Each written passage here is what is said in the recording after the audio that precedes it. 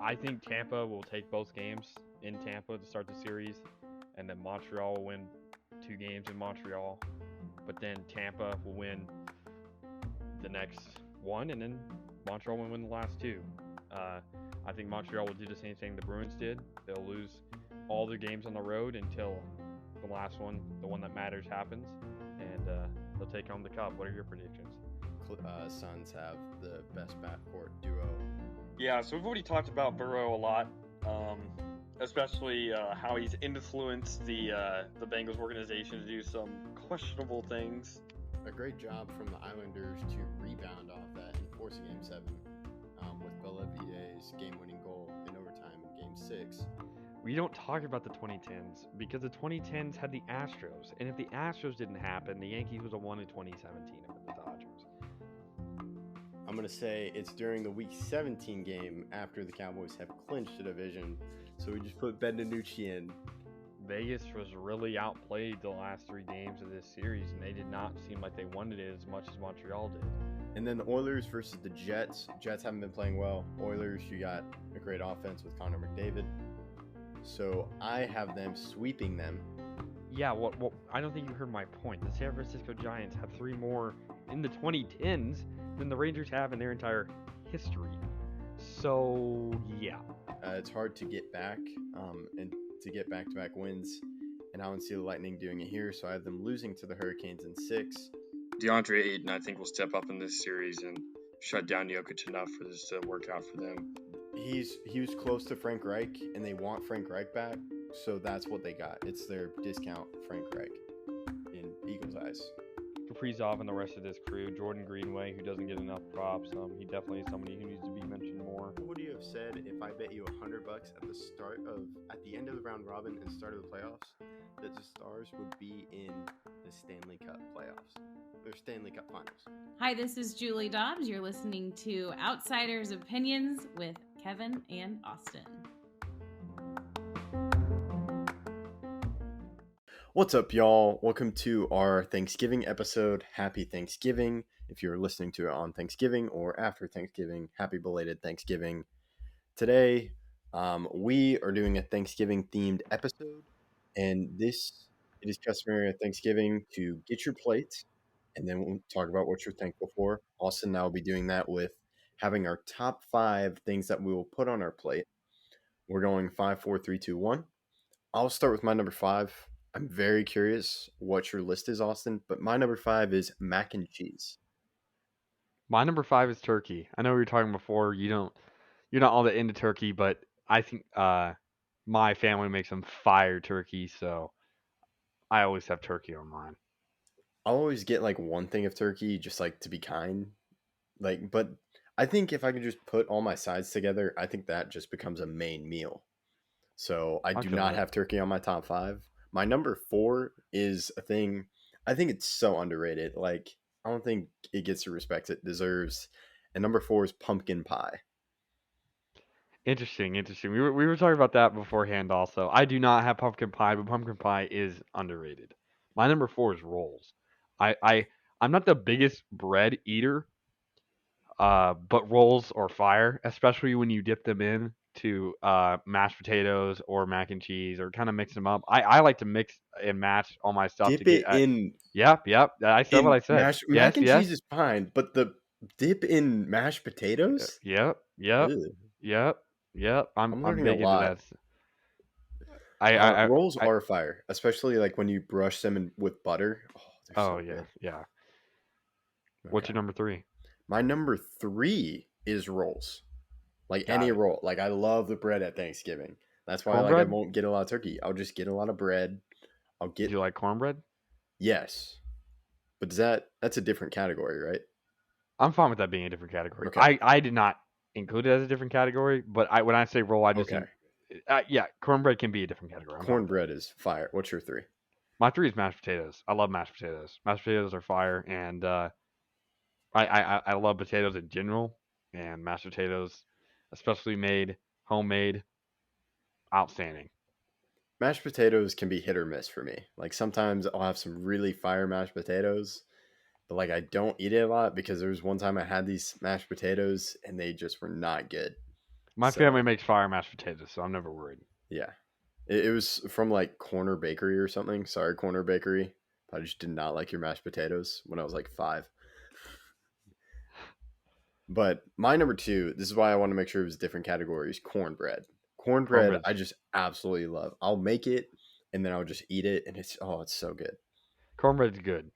Cornbread's pretty good. I would have it at the same level as rolls and the same category as rolls. I don't think I'd have it over mashed potatoes or any of my others, but I do like cornbread. Cornbread's fire. Cornbread's good.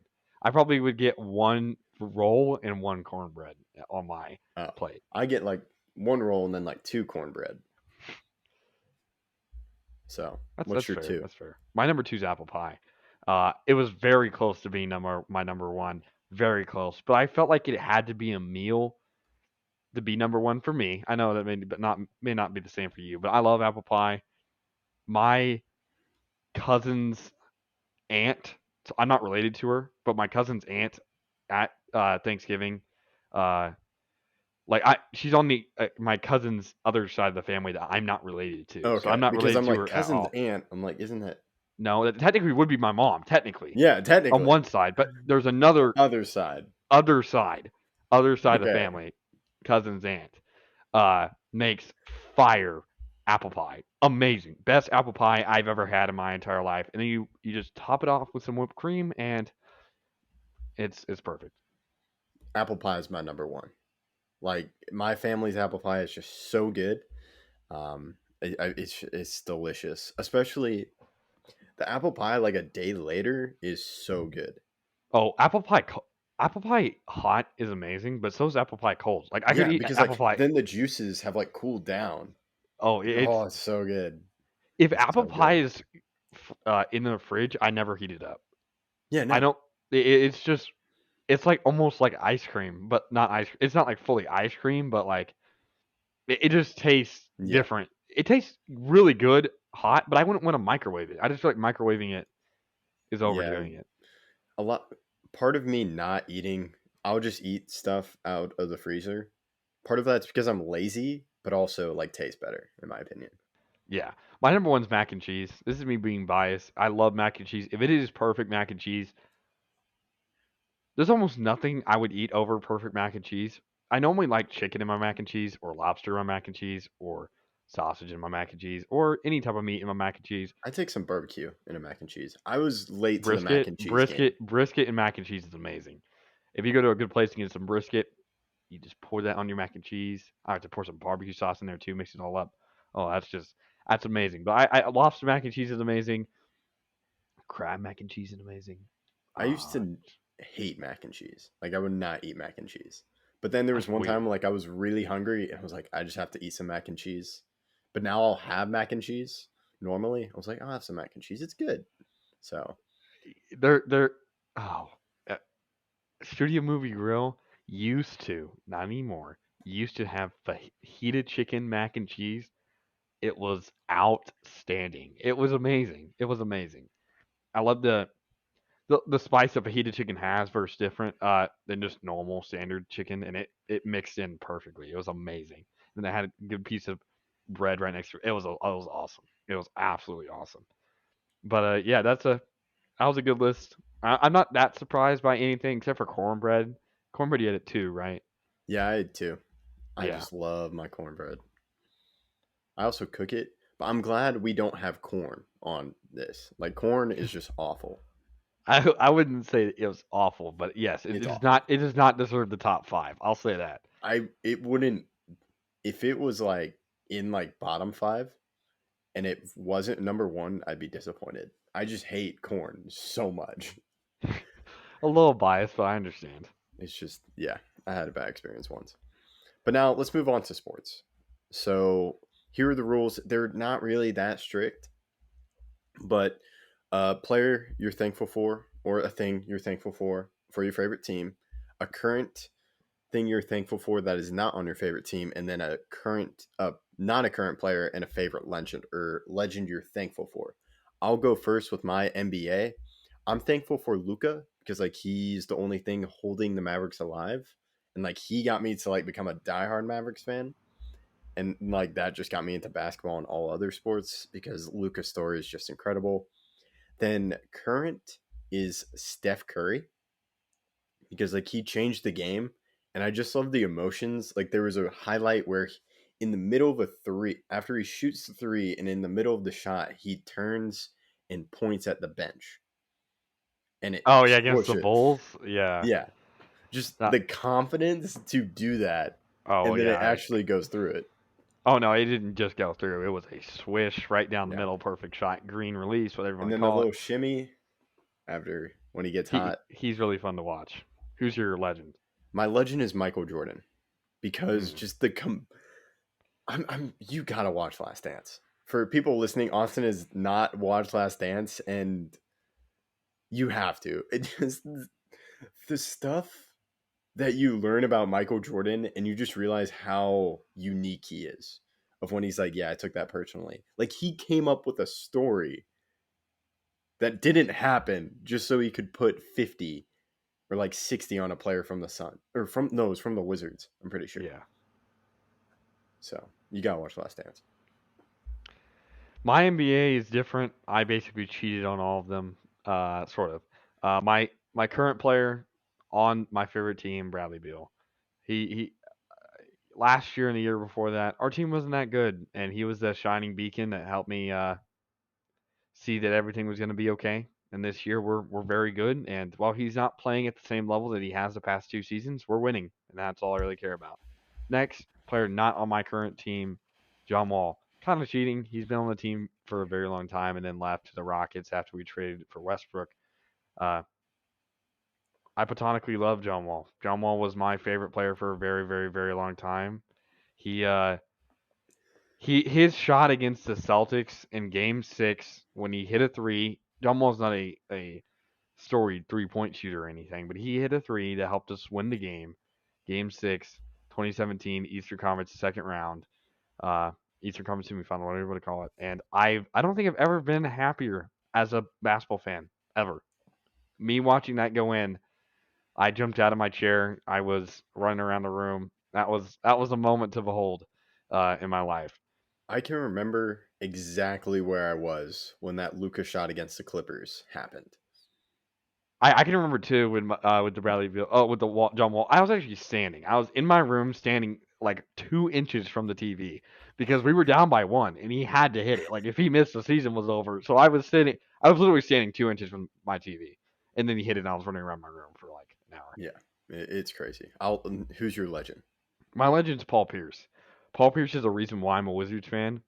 That short stint with the Wizards in 2014-15 when he went on that run really got me into the love of basketball in general and in the Wizards. And so, while I'm not the biggest Paul Pierce fan currently, Paul Pierce, that Wizards team, all of it together, that's why I'm a big basketball fan. That's why I know so much. It's because of him. He sparked the joy of basketball into me.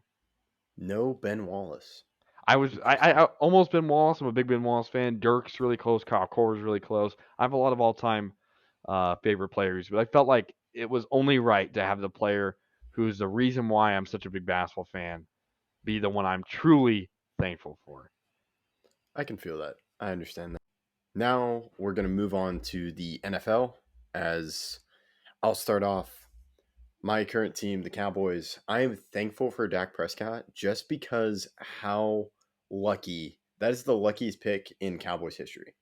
Because there's no way the Cowboys thought Dak was going to be this good and become our franchise quarterback.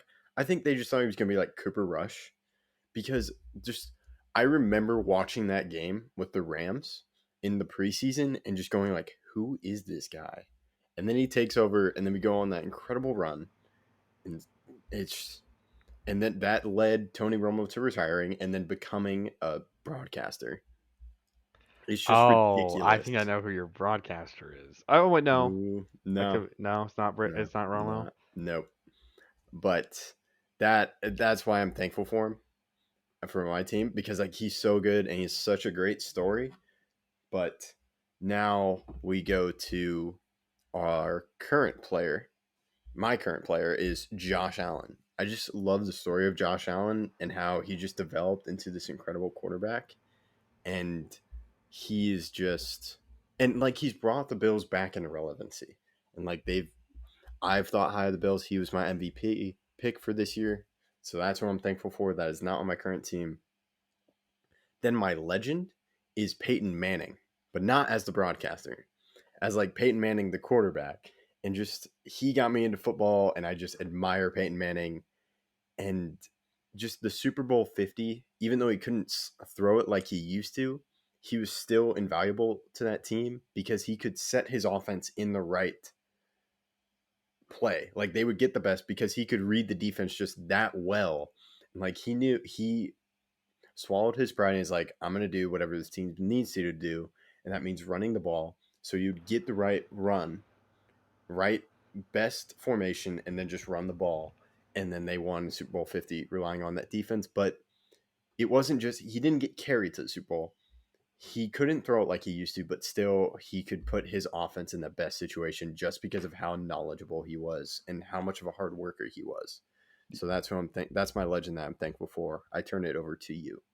Yeah, his intelligence definitely helped him, and it was invaluable. Even though he wasn't all that great of a quarterback, throwing it wise, his intelligence got them in the position needed to win a Super Bowl. My current on favorite team, this is easy, Aaron Rodgers. Another reason why I love the Packers so much, I've always been a Packers fan. I was going to be a Packers fan whether or not Rodgers happened or any other player happened. It wasn't like the NBA. My grandmother is a huge Packers fan. I used to watch NFL games with her for a very long time, and I've always been a Packers fan. But I love watching Aaron Rodgers throw. He's a exceptional player. He's a clutch player. I love his Hail Marys and all of that. And I also he's not a perfect person, and I can respect that. Very few people are, and I like that he tries to be himself. He doesn't cower down into being anyone else, even when it's bad, and that's I'm okay with that. I can accept it. I'm surprised it's not Devontae Adams. I was close with Devontae. It's just Rodgers won a championship with us, so I feel more connection to Rodgers than I do Devontae. Even though Devontae is probably my favorite current player on the team, I feel more thankful for Rodgers than I do Adams. Again, like I said before, this isn't my favorite players on the team or whatever. The one I'm more thankful for. NFL current player. How is this player still current? I kind of gave it away. Tom Brady. I have to be. I'm so thankful for Tom Brady. He's really shown me what a winner looks like. How determined you have to be to get things done in your life. The only way you can win in whatever you're going to do is to be persistent. No matter if someone says you're bad, no matter if someone says you should retire, someone says you can't do this anymore. No, I can, and I'm going to prove it to you. And I just love his wherewithal, his never-ending effort, and I love his cockiness. I love that he knows he's the best. I love that. He can tell everyone that he's the best, and he does right before a game or whenever a big moment's about to happen. He can tell everyone, "I got us. I got us. We're all good." I was thinking he was going to be your legend, but I was like, no, he's still current. But then I love that play yesterday when he ran and he got the first down. 10 yards, yep. Did the first down. That was great. That was awesome. My legend's Tony Romo. Growing up in Dallas, my dad's a huge Cowboys fan. Not a huge Cowboys fan. He's a big Cowboys fan. He's not one of those guys who's gonna cry if the Cowboys lose or cry if the Cowboys win, but he really does want the Cowboys to do well. And Romo was a big part of my childhood. Even though I'm a Packers fan, whenever I was with whenever I was at home watching the game and not with my grandmother, I'd be watching the Cowboys. The Cowboys are my second favorite team, and while I'm much more of a Packers fan than I am a Cowboys fan, I always like to see them do well. I like to see them make the playoffs. I like to see them make runs. Never necessarily a Super Bowl because I'd rather that be the Packers or something like that. I also love watching playoff matchups between the teams, and then the Packers end up winning. But there's a lot of good things that happen. I love Romo. Romo's a great guy. He's a great announcer. He was a great quarterback, underrated. He probably should be a Hall of Famer, even though he's not going to get the respect that he deserves to get it. He's definitely going to be a Hall of Fame announcer. That's not even be a question. But interesting. He's definitely going in the Cowboys Ring of Honor. Yeah, he's definitely put Jimmy in. He's definitely a player though that I'm thankful for. I loved watching him as a kid, and I respect that he's still in the game and still one of the best at what he does now. That's interesting. I was not expecting Romo. Now we go into the MLB.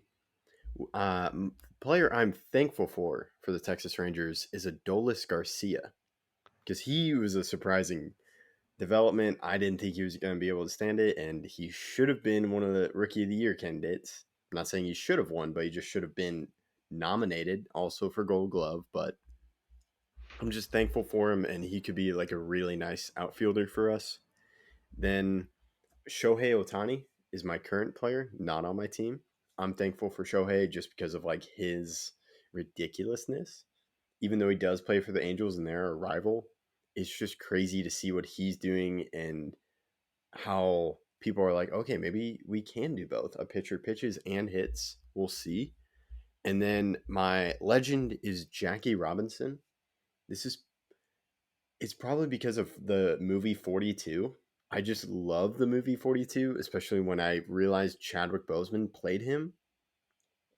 The story of Jackie Robinson and how it's portrayed in 42 just really sticks out to me, and just what Jackie Robinson had to go through to break the color barrier in the MLB is why I'm thankful for him, and just how I can't. That's pretty much it. If you have not seen 42, you definitely need to go see it. It's on HBO Max, and if you haven't seen it in a while, you should definitely watch it again. Yeah, mine for the MLB current player, obviously it has to be Brett Gardner. I'm very thankful for everything that he has done and meant for the Yankees and their fans. He's deserves so much more props award wise, even though he's not going to get it. Uh, Most people don't even consider him a chance of making the Hall of Fame, even though, in my opinion, he probably should. He's saying the fact that he's the best defensive left fielder ever, and to pair that with average hitting and a championship, I think that warrants at least a discussion. But I don't know. It's tough. Now, current player Trout. I love me some Trout. Trout is the greatest baseball player who hasn't done steroids and is not a pitcher quite possibly ever. He does more things offensively and defensively than I've seen. If this is a crazy thing, so WRC plus is a great stat for hitting. If Trout were to replicate the WRC plus that Harper had this season to get MVP, Trout's career WRC plus would go down. His average WRC plus is higher than Bryce Harper's this season. Average. I don't know how to put that into words better. He's the greatest player. He's the best player in the league, bar none. And I was so sad when he went down with injury. Now, legend Derek Jeter.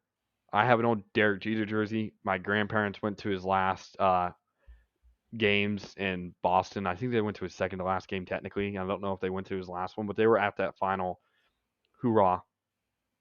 And he's been a big part of my childhood. I remember watching the 2009 World Series a little bit. I was 7, but I still had enough memory to know that I was in my grandparents' house watching the game, and I partially remember small bits and pieces. And I have a small Derek Jeter jersey that I used to wear around. I have a hat.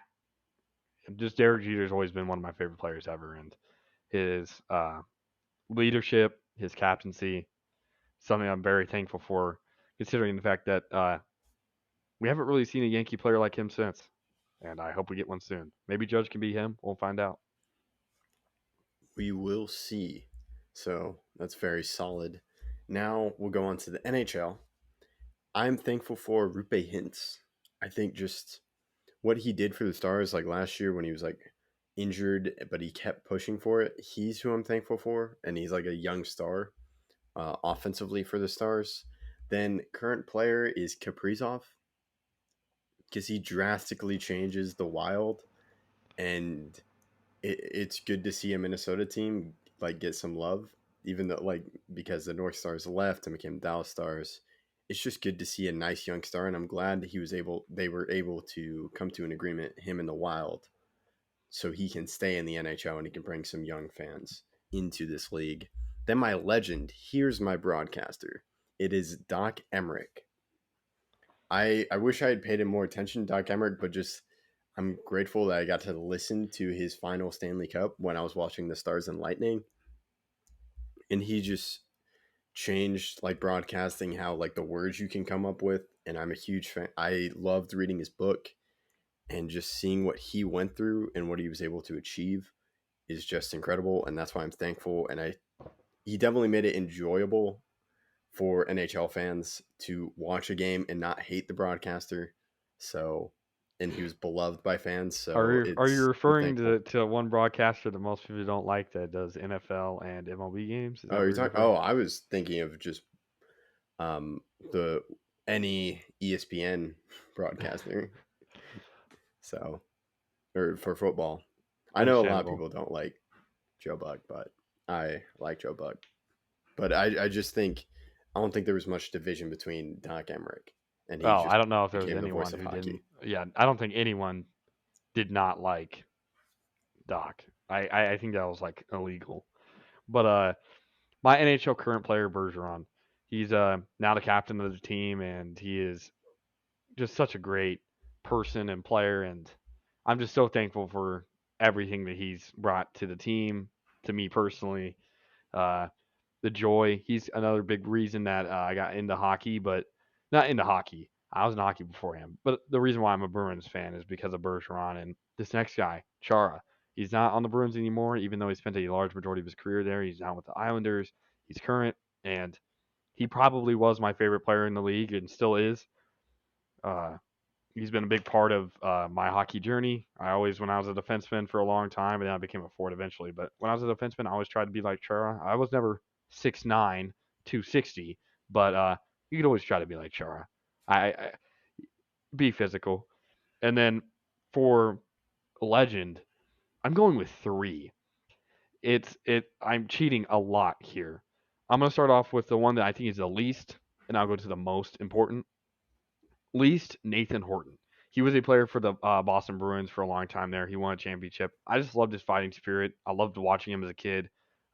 He just had a great energy about him. And when he got hurt in the Stanley Cup final, in 2011, I was just like, that may have been the moment I became a Bruins fan. Like the second I became a Bruins fan was watching Nathan Horton get hit. That moment was like, yep, this is my team. The way they rallied around him, I just never saw a way to go away with it. Next is a former Stars player, a former Blues player, a former Penguins player, a former Tampa Bay Lightning player, Brendan Morrow. He was a Stars captain for a very long time. I met him in person at the facility that I played hockey at. I have a picture with him and everything. He was a big part of what I tried to be, a leader, a good person, and I always enjoyed watching him play because I met him personally. So it's always good when you meet someone in person. You have a bigger connection to what they are. Last, probably the most important legend, Mike Modano. I met him before. I'm gonna tell a little story here. So I was doing this kid skate, helping kids learn to skate, and Mike Modano was there. And my friend Frank Steinway, he's currently playing in 3HL AHL hockey. He's like juniors. He's playing juniors, and he asked me, "Hey, Austin, can you take my helmet to get signed by Mike Modano?" And I'm like, "Sure, I'll take it." I took his helmet to get signed. One, why would you take a helmet to get signed? I have no idea. I give it to him. He signs it. I take it back to him, and then I'm like, "Well, I want to get my puck signed." And I go up to Mike Modano. He's like, "Bro, you already got a signature." I'm like, "No, that was for my friend." He's like, "No, I'm not giving you another one." I'm like, but Oh, that wasn't for me. Yeah, that was a tough sight. I understand you don't want to give two to the same person, but I never even got the signature. I gave that to Frank. That was that was a funny time. But I don't blame him. I understand you don't want to give too many to one person, and I already have a plaqued, framed, signed photo from his uh, time with the Stars up on my wall back at home. But that was tough because I wanted my own puck signed by him, and I tried to go to him up to him again to get my own, and he kind of denied me. But I understand. I don't blame him for that. But he was an integral part of everything Dallas hockey. Even though I was not a Stars fan, I had a lot of respect for Mike Modano, and he's probably probably my favorite player all time, even though he's not a Bruins player. He was close on my thankful, but I went with Doc Emmerich instead. So that concludes our Thanksgiving episode. Let us know what you thought. Make sure to tweet it. That is definitely a fun story, Austin, about Mike Modano. Yeah, that's funny. Yeah, that's I can't add any more. That's definitely a good story, and I wish I had a story like that, but not really. So, thank you for listening to Outsiders Opinions, and have a great Thanksgiving.